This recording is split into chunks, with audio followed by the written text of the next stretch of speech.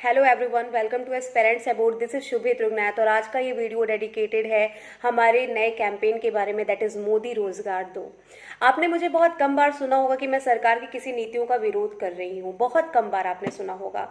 ज़्यादातर मैं समर्थन ही करती हूँ चीज़ों का एनालिसिस करने के बाद, लेकिन ये मुद्दा एक ऐसा है कि कहीं से भी मैं इसमें सरकार से अग्री नहीं हूँ, सहमत नहीं हूँ। और मुद्दा है रोजगार का, मुद्दा है देश के युवा के भविष्य का, हमारी जो यूथ है, जो यूथ जनरेशन है, उसके फ्यूचर का।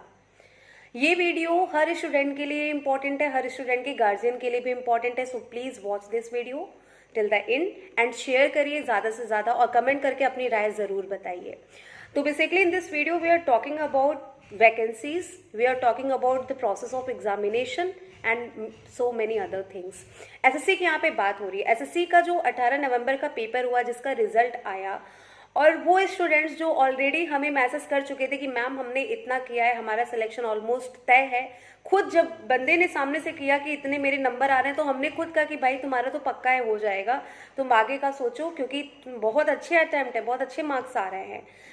उस स्टूडेंट का अब मैसेज आ रहा है कि ma'am I am not selected in this exam, खासकर जिनका 18 को था। कितनी बड़ी बात है ये। मतलब कि वो बच्चा जो 200 में से 200 करके आया है, मतलब इससे ज़्यादा एग्जाम्पल और क्या दे।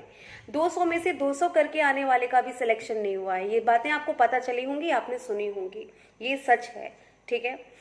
200 में से 200 छोड़ो, 190 लाना भी मुश्किल होता है, या फिर 150 लाना भी बहुत बड़ी बात होती है। लेकिन वो सब तो गिनती में ही नहीं है, क्योंकि जितने पूरा किया 18 के पेपर में, वो भी नॉर्मलाइजेशन का शिकार हो गया और उसका भी सिलेक्शन नहीं हुआ।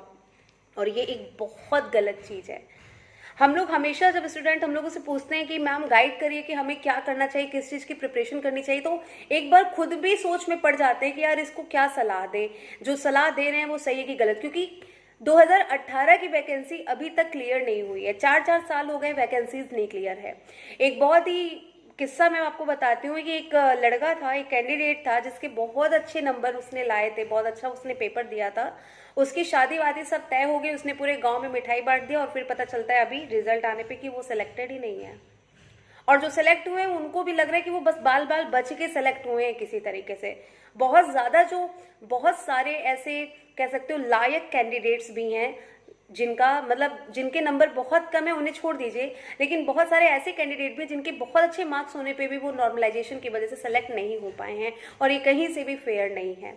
और हर जगह पे गलतियां हो रही। एक तो वैकेंसी आती है तो वैकेंसी बस आ गई, कोई एग्ज़ाम डेट नहीं आया, कोई टेंटेटिव डेट नहीं आया। जैसे कि आईबीपीएस, कम से कम एक चीज़ अच्छी है यूपीएससी और आईबीपीएस में कि वो एटलीस्ट अपना कैलेंडर दे देता है कि हम पर्टिकुलर पे ये एग्ज़ाम इस दिन कराएंगे, ठीक है। ये एक अच्छाई कह सकते हैं कि आईबीपीएस में है, और यूपीएससी कैलेंडर जारी होता है, आईबीपीएस होता है। तो एक चीज़ तो ये है कि सिमिलरली एसएससी को भी अपना कैलेंडर जारी करना, बहुत बड़ा ये कह सकते हो कि एग्ज़ाम है देश का। और अगर इसका कैलेंडर नहीं जारी हो रहा है इतने बड़े एग्ज़ाम का, तो ये गलत बात है। स्टूडेंट के सामने एक कैलेंडर आना चाहिए जिसके अकॉर्डिंग वो क्या कर सके कि अपने एग्ज़ाम की प्रिपरेशन कर सके। तो सबसे पहली बात तो ये है। दूसरी बात जो है, एग्ज़ाम का जो प्रोसेस है वो फेयर होना चाहिए। और इतने बड़े एग्ज़ाम के क्वेश्चंस इतने गलत होते हैं, और प्रॉब्लम ये है कि क्वेश्चन गलत है तो एसएससी के ऊपर इसमें क्वेश्चन उठे, उसके लिए भी स्टूडेंट को 100 रुपये पे करने पड़ते हैं।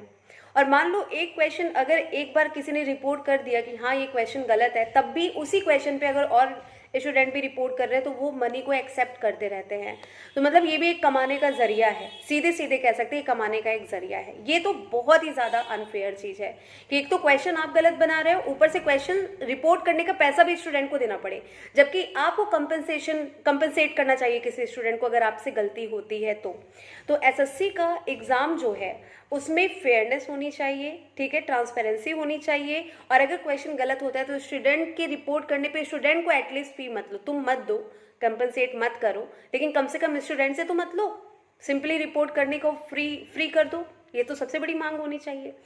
और जो 18, देखो अब ये नहीं कि जो हो गया सो हो गया, क्योंकि बहुत सारे बच्चों का भविष्य दांव पे लगा था, कितने लोग की एज हो गई होगी, उनका ये लास्ट चांस रहा होगा। तो ये नहीं कह सकते हैं कि अब ये पेपर हो गया सो हो गया। 2019 का जो मेंस हुआ, जो 18 तारीख को हुआ, खासकर वो एग्ज़ाम इन्हें दोबारा कराना चाहिए। ठीक है, जो पेपर हुआ है 18 नवंबर वाला, वो दोबारा होना चाहिए। ये हमारी सबसे बड़ी मांग है, और ये मांग तभी सुनी जाएगी जब हमारी जो आवाज़ है उसमें ताकत होगी, और आवाज़ में ताकत तभी होती है जब कई आवाज़ें एक साथ आके खड़ी होती हैं। तो यही हमें करना है, इसीलिए ये वीडियो सब बना रहे हैं, हम लोग भी बना रहे हैं, आप भी बनाइए, जितने भी लोग कर सकते हैं। अगर आपके फ़ोन में ट्विटर ऐप नहीं है, प्लीज़ डाउनलोड इट, ट्विटर को डाउनलोड करिए, उस पर अपना अकाउंट बनाइए, और 25 फरवरी को 11 बजे ट्रेंड कराना है मोदी_रोजगार_2, मोदी रोजगार दो, इसे हमें ट्रेंड कराना है ताकि हमारी आवाज़ ऊपर तक पहुँचे, और पहुँचेगी, यकीन मानिए। आपको याद है जब एनटीपीसी के एग्ज़ाम पे कोई एक्शन नहीं लिया जा रहा था और सबने ये डिजिटल कैंपेन किया था, तो ये बात ऊपर तक पहुँची और एनटीपीसी के एग्ज़ाम कराए गए, और उसमें भी 4 फेज हो गए, और कितने सारे स्टूडेंट हैं जिनका इन 4 में से किसी भी फेज में एडमिट कार्ड नहीं आया। अब वो सोच रहे हैं कि 5th फेज होगा, जबकि 4th फेज ही था, लेकिन 5th फेज का आप सब वेट कर रहे हैं, और कोई 5th फेज की अभी तक इन्फॉर्मेशन नहीं है। उसमें भी सफल नहीं हो पाए। एक पेपर करवाने वाले थे, 4 महीने से एग्जाम ही हो रहा है, उसमें भी कितने स्टूडेंट का अभी तक इन्होंने कराया ही नहीं, और 5th फेज होगा भी या नहीं इसकी कोई इन्फॉर्मेशन उनकी तरफ से नहीं है। तो जैसे वो दबाव बनाया था, वैसे ये भी दबाव बनेंगे। बच्चों का भविष्य दांव पे लग गया है। अगर हम बैंक की भी बात करें तो कितने स्टूडेंट से सुनने को मिला है, और ये सच भी है कि मैम क्या बैंक की तैयारी करी, इतनी मेहनत करके बैंकिंग में सिलेक्शन लेते हैं, फिर पता चला बैंक ही प्राइवेटाइज हो गया। One of my friend is really upset, one of my friends, जिसका बैंक ऑफ इंडिया में जो पीओ है, और वो बैंक ऑफ इंडिया आपको पता है कि वो नाम आया है प्राइवेटाइज होने के लिए। ही इज़ वेरी टेंस्ड, और होना भी बनता है। इतनी मेहनत करके एक गवर्नमेंट जॉब मिलती है और वो आप बैंक ही प्राइवेटाइज कर दे रहे हो। मैं प्राइवेटाइजेशन का समर्थन नहीं करती हूँ, कुछ फील्ड में तो बिल्कुल भी नहीं करती हूँ। अगर आपका बच्चा, जैसे आप ये कहते हो कि प्राइवेटाइज इसलिए कर रहे हैं बिकॉज गवर्नमेंट में लोग काम सही से नहीं करते, बुलशिट। अगर आपका बच्चा सही नहीं बिहेव करे तो आप बच्चा बदल दोगे कि आप बच्चे को सही करोगे? आप गवर्नमेंट का सिस्टम इतना स्ट्रांग कर दो ना कि गवर्नमेंट एम्प्लॉय भी प्राइवेट एम्प्लॉय की तरह काम करें। आप ऐसा डिसिप्लिन, ऐसा सब कुछ मेंटेन करवाओ ना। ये क्या हुआ कि आप उसे प्राइवेटाइज कर दोगे? रेलवे प्राइवेटाइज कर दिया जाएगा, ये प्राइवेटाइज, गलत है ये गलत है। तब किस बेसिस पे हम गवर्नमेंट जॉब की तैयारी करें? मतलब कि हमारा देश भी बाकी फॉरेन कंट्रीज की तरह हो जाएगा जहाँ पे कोई प्रशासनिक तैयारियाँ, जो प्रशासनिक परीक्षाएं होती हैं वो ख़त्म हो जाएंगी, सब प्राइवेट ही रहेंगे। ग्रेजुएशन कर लेना अपने आप में बहुत बड़ी बात होगी। तो क्या हम भी उसी स्टेज में जाने वाले हैं जैसे बाकी कंट्री हैं? नहीं जाना है उस स्टेज में, और नहीं जाने देना है उस स्टेज में। जो गलत है वो गलत है, और उस गलत का हम विरोध करेंगे।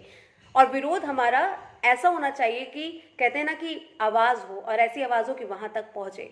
तो आप सबको, हम सबको रोज़, मैं तो रोज़ ट्वीट कर रही हूँ, daily I am on Twitter, और मैं डेली ट्वीट कर रही हूँ। आप उसे रीट्वीट करो, अपना ट्वीट करो, ठीक है, डेली ट्रेंड कराओ। और 25 फरवरी को तो खासकर 11 बजे आपको ट्वीट करना है मोदी_रोजगार_2, ये हमें करना है। और पूरी उम्मीद है कि ये बात सुनी जाएगी। और हमारी एक मांग, इतनी सारी मांगे तो हैं कि एसएससी का कैलेंडर जारी होना चाहिए। एसएससी के एग्जाम में अगर कोई क्वेश्चन गलत होता है तो स्टूडेंट से उसकी फ़ी नहीं लेनी चाहिए उसको रिपोर्ट करने के लिए। दूसरी मांग है हमारी, एसएससी का जो प्रोसेस है पेपर कराने का वो फेयर होना चाहिए। एसएससी में अगर आप 3 दिन एग्जाम या तो कराओ मत, और अगर 3 दिन एग्जाम कर रहे हो तो तीनों एग्जाम के लेवल सेम रखो। ये क्यों करते हो कि 2 में टफ कर दे रहे हो, 1 में इजी? जो बंदे का तीसरे दिन पढ़ा, 18 को जिनका पेपर पड़ा, उसमें स्टूडेंट की क्या गलती थी? गलती आपकी थी कि आपने 2 दिन का लेवल जो था उससे इजी पेपर दिया। जो गया पेपर देने उसने तो नहीं बोला था कि मुझे तीसरे दिन जाना है। तो अगर 3 दिन में पेपर करा रहे हो तो उसका लेवल आपको सेम रखना है। क्वेश्चन नहीं मिल रहे हैं, हद है। 3 दिन के आपको लेवल जो है वो सेम रखने हैं। और सबसे बड़ी मांग कि 18 तारीख वाला पेपर दोबारा कराना है। तो आई होप, वी होप कि हम कामयाब होंगे, और जो मांगे हैं, जो स्टूडेंट है निराश ना हो। जिनका 18 को था, बहुत सारे स्टूडेंट्स हैं टच में जिनका 18 को पेपर हुआ था। Don't worry, just be hopeful. और हम लोग पूरी कोशिश कर रहे हैं कि 18 तारीख वाला पेपर दोबारा कंडक्ट कराया जाए। इसमें आपका भी साथ चाहिए, आप सबका साथ चाहिए। तो प्लीज़ 25 फरवरी को 11 बजे ट्विटर कैंपेन में हिस्सा लीजिए। धन्यवाद।